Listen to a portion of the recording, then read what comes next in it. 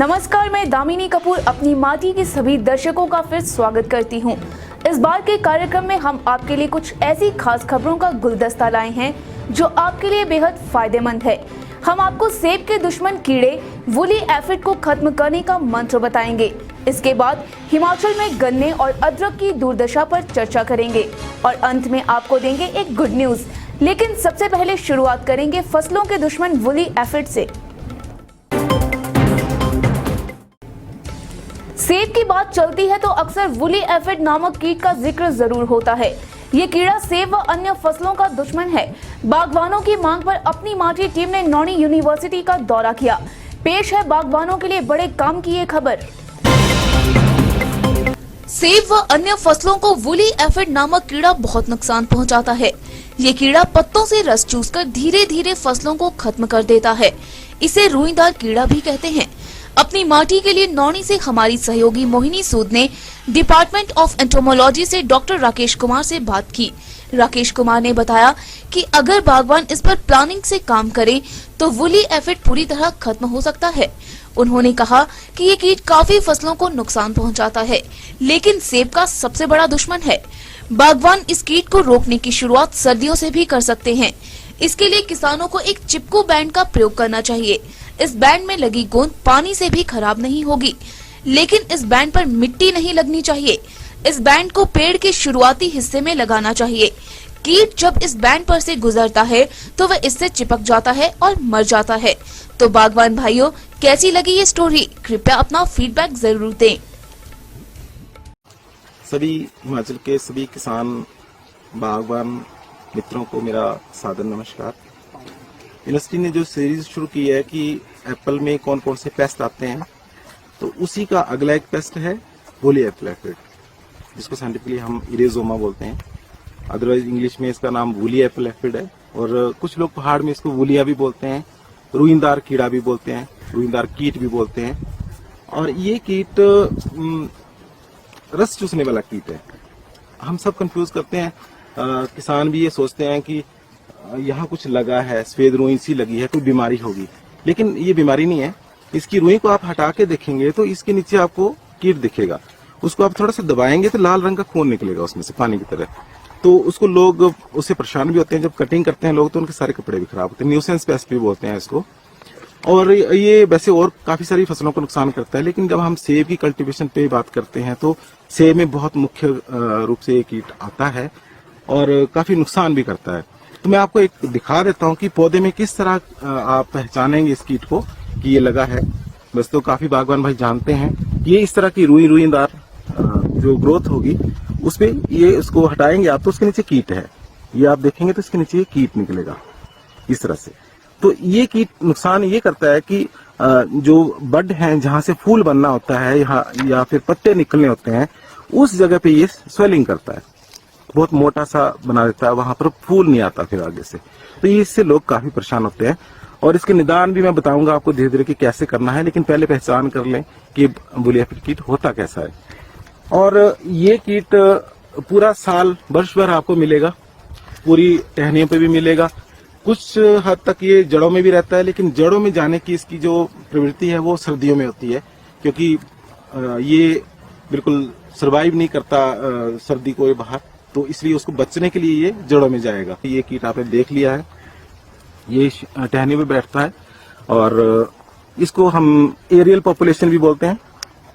नुकसान तो इस कीट का यही है कि ये सेब के उन कॉम्प्लीट टहनियों को खराब कर देता है जहां फल कभी या फूल आना होता है, उसको हमारे को रोकना है। मैनेजमेंट हमारे को अगर हम चाहें तो सर्दियों से भी शुरुआत कर सकते हैं। जो अच्छा तरीका है इसका, जैसे मैंने बैंड्स दिखाए थे आपको, मैं एक बैंड आपको एक बार फिर से दिखा देता हूँ किसानों के लिए कि इस तरह का बैंड अगर आपको मिलता है बाजार में या अमेजोन से, आप देखते हैं ऐसे एक रोल आएगा। ये चिपकू बैंड है, हाथ में गूंद लगती है, रेड ग्लू इस पे लगाया होता है इन्होंने। इस बैंड का फायदा ये है, इस पे जो गूंद लगी होती है, जो गम होती है इसके ऊपर, ये पानी से खराब कभी नहीं होती। इस पे बारिश आ जाए कभी खराब नहीं होगी, बर्फ पड़ जाए तब भी खराब नहीं होगी ये। लेकिन इस पे मिट्टी नहीं लगनी चाहिए। अगर इस पे मिट्टी आ जाती है तो इसकी एफिकेसी कम हो जाती है। इसका इस्तेमाल का तरीका यही है कि अगर इसमें मिट्टी लग गई है तो आप इसको दोबारा लगा दें, और जो कीट इस पे क्रॉस होके जाएंगे वो यहाँ फंस जाते हैं, वो मर जाते हैं। तो सबसे अच्छा तरीका है कि जड़ों में जाने से रोकिए, कीट को जड़ों में जाने से रोकिए, क्योंकि जड़ों में ही कीट वो सरवाइव करता है। हर बार, अगली बार, हर साल, हर वर्ष वो दोबारा से आएगा, निकलेगा, फिर दोबारा से टहनी को खराब करेगा। और जड़ों में दवाई लगाना बहुत मुश्किल है, जड़ों तक पहुंचती भी नहीं है दवाई, और जहां जहां कीट को दवाई लगेगी वहां तो मर सकता है, लेकिन उसके आगे नहीं मरेगा। तो हमारे को कोशिश करनी चाहिए कि इस तरह की कोई बैंड इस्तेमाल करें ताकि वो कीट को जाने से, नीचे जाने से हम रोक सकें। और मार्च अप्रैल के आसपास जब इस पे पत्ते आ जाते हैं, फूल आने का समय भी होता है, उस टाइम आप सब माइट के लिए स्प्रे करते हैं। लेकिन जब जून का महीना शुरू होता है, जून और जुलाई, उस समय आपको ये कीट दिखना शुरू हो जाता है बगीचे में। तो जो अनुमोदित दवाई अब तक है, जो शेड्यूल में है हमारी, या तो आप क्लोरपाइरिफॉस का इस्तेमाल करें, इस तरह का सोल्यूशन बना के आप इसको स्प्रे कर सकते हैं। और दूसरा तरीका ये है कि जब आप इन टहनियों को देखते हैं सर्दियों में, आप इनको कटिंग कर दें, प्रूनिंग कर दें, और इन टहनियों को जला दें। जो काटी हुई टहनियां होंगी उसको अच्छे से जला दें ताकि वो कीट उसमें जिंदा ना रहे और अगली बार वो नुकसान। हिमाचल में चाय बागानों का रकबा लगातार कम हो रहा है। इसी बीच कुछ ऐसे बागवान हैं जो अपने दम पर चाय की खेती को सहेज रहे हैं। पेश है पालमपुर से ये हौसलों की उड़ान भरती सक्सेस स्टोरी। कांगड़ा जिला के तहत सुला हलके में छोटा सा खूबसूरत गांव है मंगेड़। इस गांव के रहने वाले चंद्रभान बाबला पेंटर का काम करते हैं। बाबला काम भले ही पेंटर का करते हों, लेकिन उन्हें चाय की खेती का शौक रहा है। यही कारण है कि उन्होंने अपने दम पर अब चाय के 2000 पौधे तैयार कर लिए हैं। अपनी माटी के लिए पालमपुर से सीनियर जर्नलिस्ट जयदीप रिहान ने मंगेड़ गांव का दौरा किया। उन्होंने सीहोल पंचायत जाकर चंद्रभान बाबला से बात की। बाबला ने बताया कि उन्होंने वन विभाग और चाय विभाग के अधिकारियों से मिलकर ये काम आगे बढ़ाया है। उन्होंने बताया कि दोनों विभागों के सहयोग से ये संभव हो पाया है। बाबला ने बताया कि 2 साल पहले उन्होंने जय भारत किसान क्लब के बैनर तले खाली जमीन पर ये प्रोजेक्ट शुरू किया था, जिसका अब शानदार रिजल्ट आ रहा है। अब अधिकतर पौधे अच्छा रूप ले रहे हैं। आज समूचे प्रदेश को बाबला जैसे होनहारों पर नाज है। मैं चंद्रभान बावला गांव मंगेड़ से संबंध रखता हूँ और मेरी पंचायत सियोल है। और मैं चाहता हूँ कि जैसे मैंने ये पौधे लगाए, हर आदमी ऐसे ही पौधे हर खुली जहाँ खुली जगह ज़मीन मिलती है वहाँ लगा सकते हैं। और उसके लिए आप किसी भी विभाग से संपर्क कर सकते हैं, जैसे वन विभाग से कर सकते हैं, चाय विभाग से करते हैं, उद्यान विभाग से कर सकते हैं। तो हर बंदे विभाग वाले भी आपका सहयोग करते हैं और वो कहते हैं कि जहाँ आपको अच्छा लगता है वहाँ हमारा सहयोग लो और ये पेड़ पौधे लगाओ ताकि हमारा पर्यावरण स्वच्छ रहे और सबको इसकी सुविधा मिले। मैंने ये 2000 पौधे चाय के लगाए हैं और इसके अभी ये अगले साल को ये बिल्कुल तैयार हो जाएंगे। उसकी कटिंग भी होगी और उससे अच्छे अच्छे फल, अच्छे इसके पत्तियाँ निकलेंगे, उससे हम चाय भी बनाएंगे।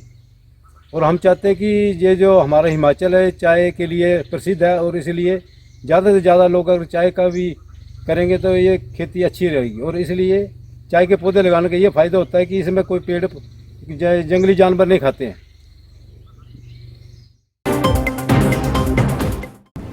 प्रदेश में इन दिनों गन्ने की कटाई का काम जोरों पर है। प्रदेश के पौंटा और मंड इलाकों में खूब गन्ना होता है, लेकिन प्रदेश में एक भी शुगर मिल नहीं है। देखिए ये रिपोर्ट। सिरमौर जिला की पौंटा वैली और कांगड़ा जिला के मंड एरिया में इन दिनों गन्ने की फसल पूरी तरह तैयार है। किसान दिन रात गन्ना काटने में जुटे हुए हैं, लेकिन बड़े दुख की बात है कि प्रदेश में एक भी शुगर मिल नहीं है। इस कारण हमारे किसानों को पंजाब या हरियाणा की मंडियों में अपना माल बेचना पड़ता है। अकेले मंड एरिया की बात करें तो वहाँ के किसानों को पंजाब के मुकेरिया में अपनी फसल बेचनी पड़ती है। दिक्कत ये है कि पंजाब में वहाँ हिमाचल के किसानों को उसी समय तवज्जो मिलती है जब उनका माल बिक जाता है। कई बार रेट की भी दिक्कत रहती है। ऐसे में ट्रांसपोर्टेशन में बहुत खर्च हो जाता है। मंड के किसानों ने प्रदेश सरकार से मांग की है कि प्रदेश में ही शुगर मिल खोली जाए।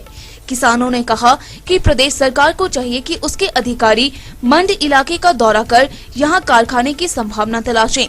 इलाके के हजारों किसानों ने अपनी माटी के जरिए उम्मीद जताई है कि सीएम जयराम ठाकुर जरूर उनके इस मसले पर गौर करेंगे। सर, मेरा नाम जगदेव सिंह है और ये गन्ने की कटाई 23 नवंबर को मकेरियां मिल चली है, ठीक है ना जी। और अब ये गन्ना जो है मार्च अप्रैल तक चलेगा। तो हम जो गन्ना है मकेरियां मिल में ले जाते हैं पंजाब में, तो वहाँ पर हमारे को बहुत दिक्कत आती है। कभी पर्ची नहीं मिलती है, 3-3 4-4 दिन हमारे को रात दिन वहाँ बाहर बैठना पड़ता है।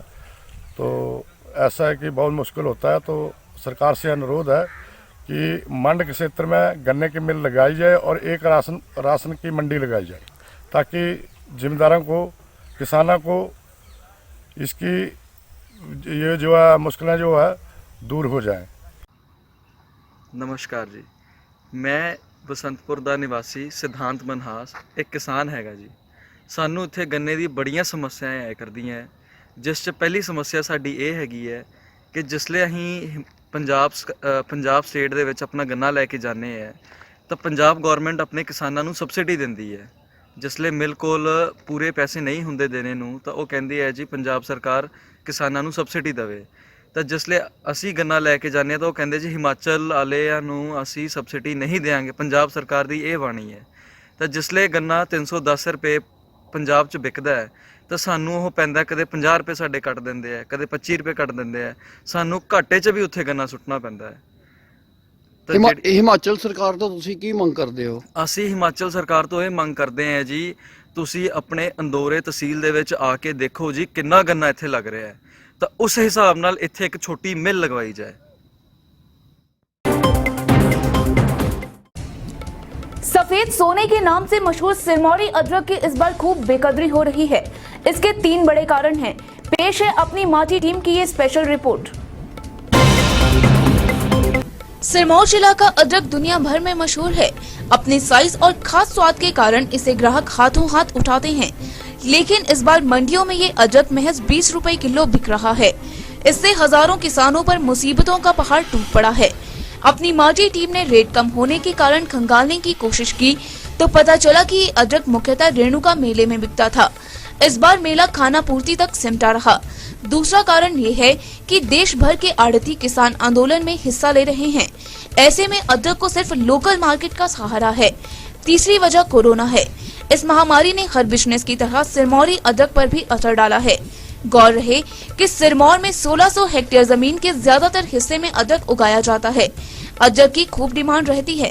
ये प्रदेश की इकोनॉमी में अच्छा योगदान देता है, लेकिन इस बार अभी रेट बहुत कम है, 800 रुपये मन चल रहा है, तो बाद में देखते हैं फिर उसके ऊपर क्या 20 के ऊपर देंगे।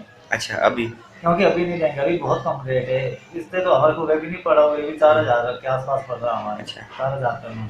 अच्छा, तो इतने से बारह नहीं खाता हमारे। ठीक है। और अब चलते चलते हिमाचल तक पहुंची किसान आंदोलन की आंच। मंडी कुल्लू से लेकर रामपुर तक हुए प्रदर्शन। कम पानी में तैयार होगा कुफरी ज्योति आलू। हमीरपुर पहुंची खेप, किसानों को बीज पर मिलेगी सब्सिडी। मनरेगा में हिमाचल को मिलेगा 1150 करोड़। मार्च तक का रखा प्रदेश ने टारगेट। और लॉकडाउन में रोजगार गारंटी ने संभाला हिमाचल। अब तक 2.5 लाख कार्य दिवस अर्जित। तो चलिए आज के कार्यक्रम में बस इतना ही। मिलेंगे अगले हफ्ते, तब तक दीजिए इजाजत। नमस्कार।